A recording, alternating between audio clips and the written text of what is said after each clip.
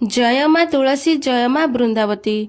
प्रिय बंधुगण, आपण मानकु आम चैनल ओडिया प्रेरणा को स्वागत जनाउछु। आपण समस्त को तुलसी विवाहर शुभेच्छा और शुभकामना। आज आमे तुलसी विवाहर पौराणिक कथा सुनिबा। एही कथा सुनिबा मात्रे सौभाग्य, धन, सुख, शांति, प्रेम, संतान सुख एवं मोक्ष भली सातोटी दिव्य फल प्राप्त होइथाए। तेबे आसंतो माँ बृंदावती कथा सुनिबा। थरे भगवान शिव तांकर तेज को समुद्र रे फिंगिदेले। सेथिरु एक अति महातेजस्वी पुआ जन्म हैला। पर से जलंधर नाम एक शक्तिशाली राक्षस राजा हैला, जार राजधानी जलंधर नगरी थिला। दैत्य राजा कालनेमी कन्या बृंदा सह जलंधर विवाह हैला। जलंधर महाराक्षस थिला। निज शक्ति बल रे माता लक्ष्मी को पाइबा कामना रे से युद्ध कला, किंतु समुद्र ही उत्पन्न हेबा कारणरू माता लक्ष्मी जलंधर को निज भाई भावे स्वीकार करिनेले। सेठू पराजित होई से देवी पार्वती को पाइबा इच्छा रे कैलाश पर्वत गला। भगवान शिवंकर ही रूप धरी माता पार्वती निकट को गला, किंतु माता पार्वती निज जोग बल रे तुरंत जानीगले जे से भगवान शिव नुहंती राक्षस जलंधर बोली। देवी पार्वती तुरंत अंतर्ध्यान हो गले। माता पार्वती क्रोधित होई समस्त वृत्तांत भगवान विष्णु को सुनाइले। जलंधरर पत्नी बृंदा अत्यंत पतिव्रत नारी थिले। बृंदांकर प्रतिव्रत शक्ति कारणरू जलंधर को ना केही मारी पारुथिले, ना ही केही पराजित करि पारुथिले। सेथिपई जलंधर को मारिबा पई बृंदांकर पतिव्रता भांगिबा अत्यंत जरूरी थिला। एही कारणरू भगवान विष्णु एक ऋषि वेश धारण करी बनरे जाई पहुँचिले, जेउठी बृंदा मध्य भ्रमण करुथिले। भगवानंग सह दुईटी मायावी राक्षस मध्य थिले, जहाको देखि बृंदा भयभीत होई गले।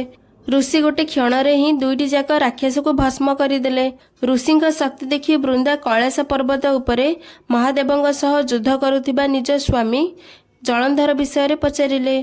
सेतेबेले ऋषि निज मायारे दुईटी बानर प्रकट कले। गोटे मांकड़ जलंधरर मुंड को धरिथिला एवं अन्यटी तार शरीर। निज स्वामीर एपरी दशा देखि बृंदा मूर्छित होई पड़ीगले। होश रे आसिबा परे से ऋषि रूपक भगवान को विनती करी कहिले जे से तार स्वामी जलंधर को जीवित कर दियंतु। भगवान निज माया बल रे पुणी थरे मुंड एवं शरीर को पुणी थरे जोड़ी देले, किंतु स्वयं निजे सेही शरीर भीतर को प्रवेश करिनेले। बृंदा को भगवान छलना विषय कौनसी धारणा नथिला। एहा परे जलंधर बनिथिबा भगवान बृंदांकर सतीत्व हरण करिनेले। एहीपरि भावे बृंदांकर सतीत्व भांगीगला। एहा हेबा द्वारा बृंदार स्वामी जलंधर जे कि महादेवंक सह युद्ध करुथिला, से युद्धरे हारिगला एवं महादेव तार बध करिदेले। एसबु लीला जेतेबेले बृंदा को जना पड़िला, से अत्यंत क्रोधित होई भगवान को शिला हेबा पई अभिशाप देइदेले। एहा परे बृंदा स्वयं भस्म होई सती होई गले। जेउठी बृंदा भस्म हेले सेही जगारे तुलसी गछ उत्पन्न हैला। भगवान विष्णु तुलसी को कहिले, हे बृंदा, तुमे तुम सतीत्व कारणरू लक्ष्मी ठारू मध्य तुमे मोर अत्यंत प्रिय। जे मनुष्य शालिग्राम सह तुलसी विवाह कराइब से अखंड सौभाग्य प्राप्त करिब। एबे तुमे तुलसी रूपरे सर्वदा मो सहित रहिब। पूजा भोगरे तुम पत्र बिना मोर भोग हेब नाही। प्रति घरे तुमे पूजा पाइब। जो घर अगणारे तुलसी गछ थाए सेठी जमदूत माने सहजरे जाई पारंतिनी। गंगा, जमुना, नर्मदा नदीर स्नान एवं तुलसी पूजा को समान बोली माना जाए।